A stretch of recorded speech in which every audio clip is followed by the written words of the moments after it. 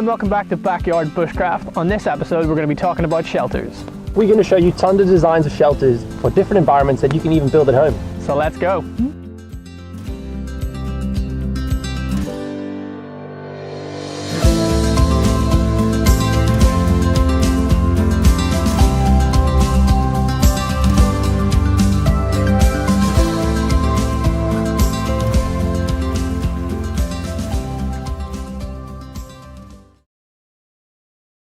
So to show you about natural shelters, we decided to build them in miniature.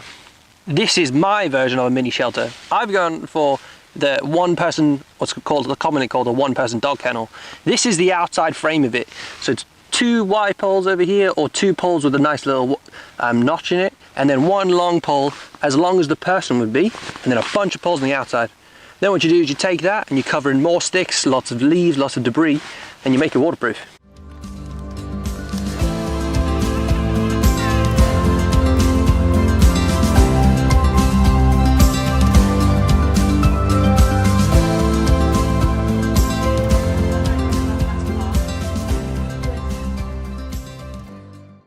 So just like I said before, I've showed you the skeleton structure. This is what it should look like once it's all done.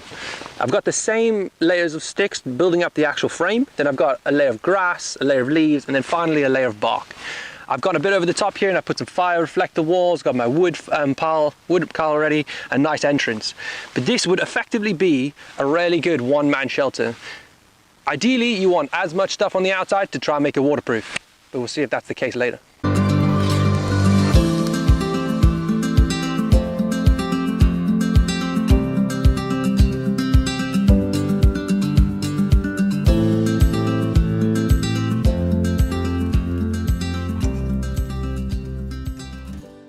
So, you've seen the frame of the one-man dog kennel. This is called a lean-to.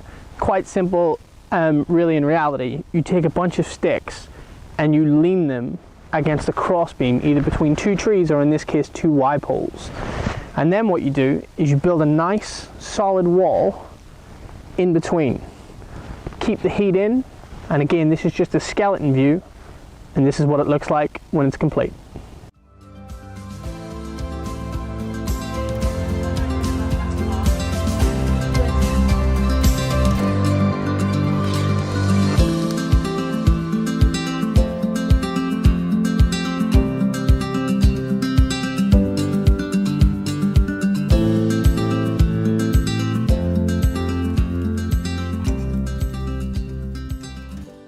And this is my completed lean-to.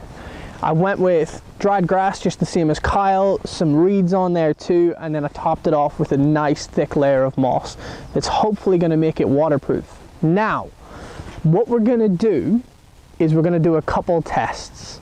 We're going to do a rain test, a livability test, and a fallen tree test. So let's find out what happens in these conditions.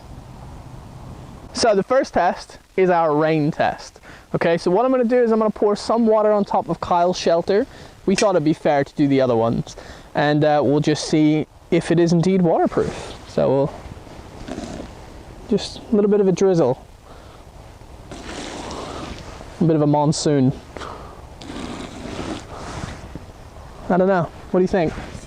Waterproof? Not waterproof? I think it's pretty waterproof. Not gonna lie, I'm pretty proud of how my shelter did. Let's see how Chris's does.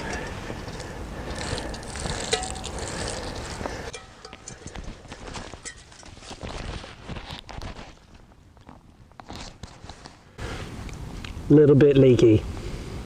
Next part is the livability. Is this shelter an effective place to stay in? No, definitely not.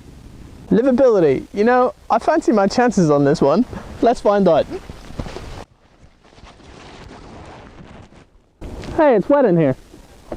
And now for my favorite test, the storm test. We all know when you build a shelter, you have to pick a secure area to put it. Not underneath a dead tree is a good start. Let's find out what would happen to Kyle's shelter if he pitched it underneath a dead tree.